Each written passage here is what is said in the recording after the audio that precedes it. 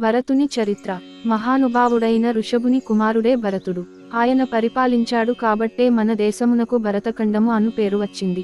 ఆయన విశ్వరూపుడు అనే ఆయన కుమార్తె పంచజని ని వివాహం చేసుకుని సుమతి, రాష్ట్రభృత్తు, సుదర్శనుడు, ఆచరణుడు, ధూమ్రకేతువు అను 5 బిడ్డలను కన్నాడు.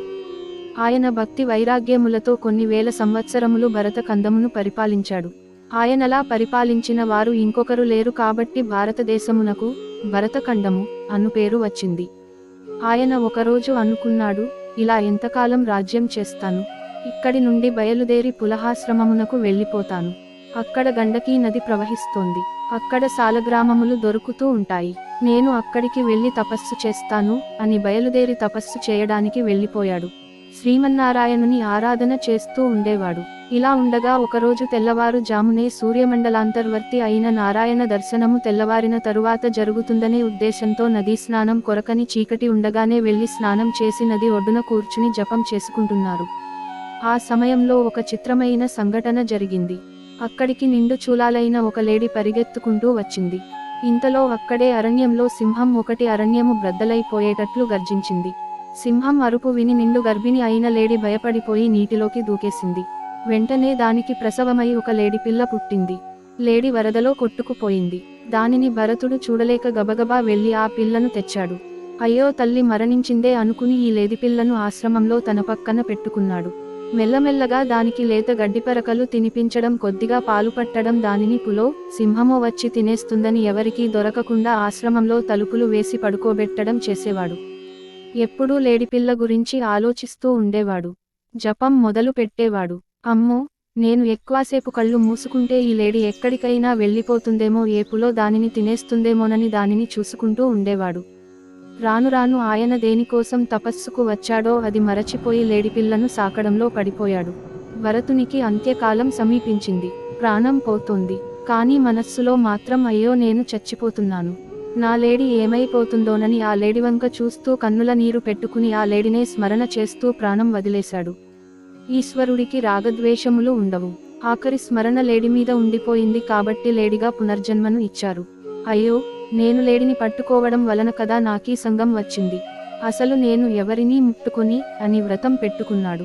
పచ్చగడ్డి తింటే దానిమీద ఉన్న క్రిములు చచ్చిపోతాయని ఆ లేడీ భరతుడు ఎండుగడ్డిని మాత్రమే తినేది. అంత విచిత్రమైన వ్రతం పెట్టుకుని పూర్వజన్మలో ఎక్కడ ప్రాణం విదిచాడో ఆ పులహాశ్రమమునకు వచ్చాడు. ఆ లేడి లోపల ఎప్పుడూ నారాయణ స్మరణం చేసుకుంటూ అలా ఎండుటాకులు ఎండుగడ్డి తింటూ జీవితమును గడిపి అంత్యమునందు భగవంతుడినే స్మరిస్తూ శరీరం విడిచిపెట్టింది. కానీ మోక్షం పొందడానికి మరల మనుష్య శరీరంలోకి రావాలి. ఈసారి అంగీరసుడనే ఒక బ్రహ్మజ్ఞాని కడుపున పుట్టాడు. భరతుడు ఈసారి అంగీరసుడనే ఒక బ్రహ్మజ్ఞాని కడుపున పుట్టాడు. ఆయన ఉట్టిన తరువాత కొంతకాలం అయింది. ఆయనకు ఉపనయనం చేశారు. తరువాత ఆయనకు మనస్సులో ఒక భావన ఉండిపోయింది. అప్పుడు పులహాశ్రమానికి వెళ్ళాను. లేడి మీద భ్రాంతి పెట్టుకుని లేడిని అయ్యాను. ఎలాగోలాగా కష్టపడి మనసులో భగవంతుడిని పెట్టుకుని లేడిని వదిలి ఇప్పుడు ఈ బ్రహ్మజ్ఞాని కడుపున పుట్టాను.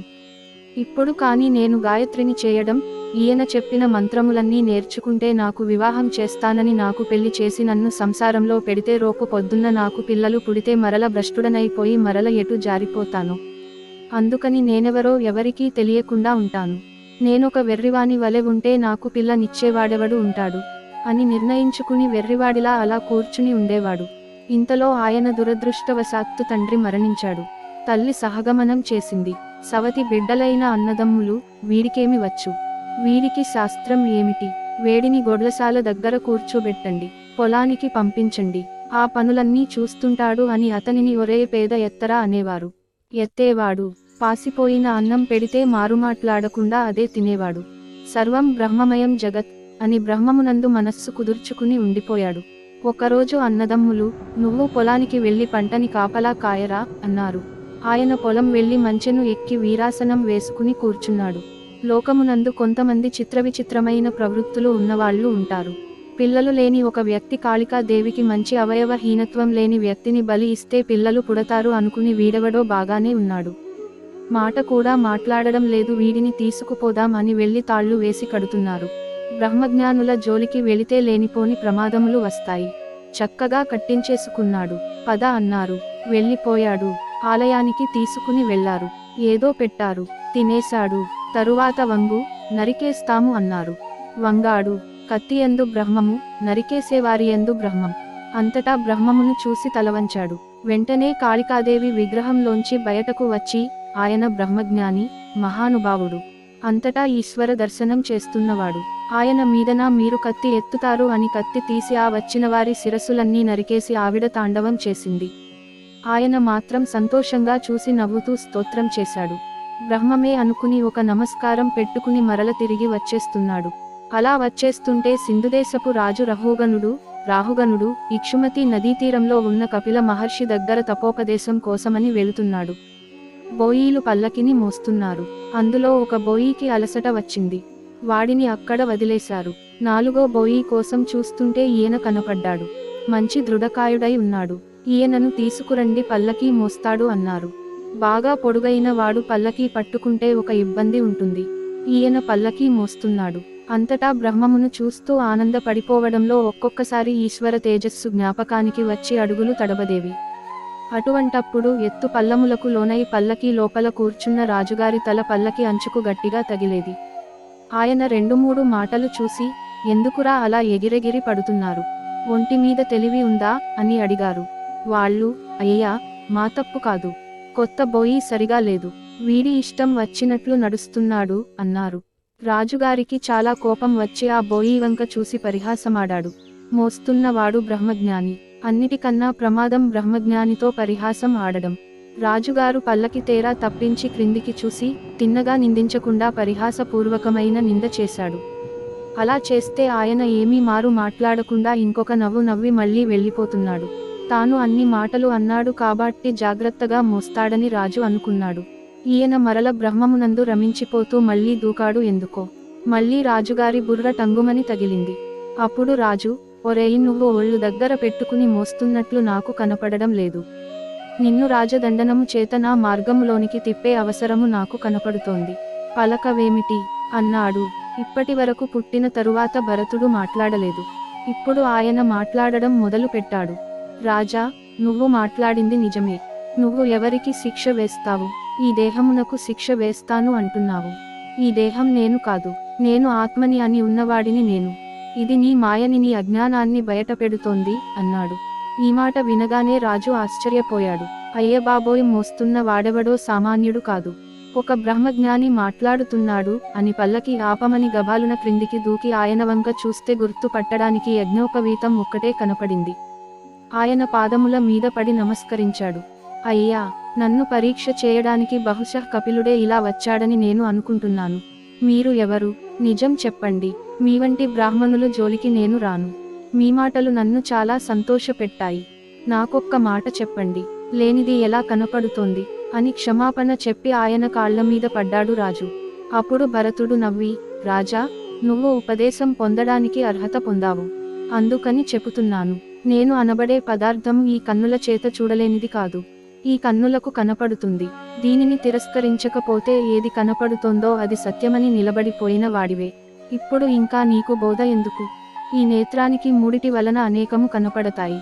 అవి కాలము, బుద్ధి, నామములు.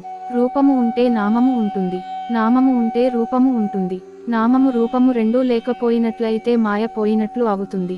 రూపము చేత నామము మారదు, నామము రూపము చేత మారవలసిన అవసరం లేదు. కానీ ఈ రెండు అశాశ్వతమే. నామము, రూపము రెండూ అబద్ధమే.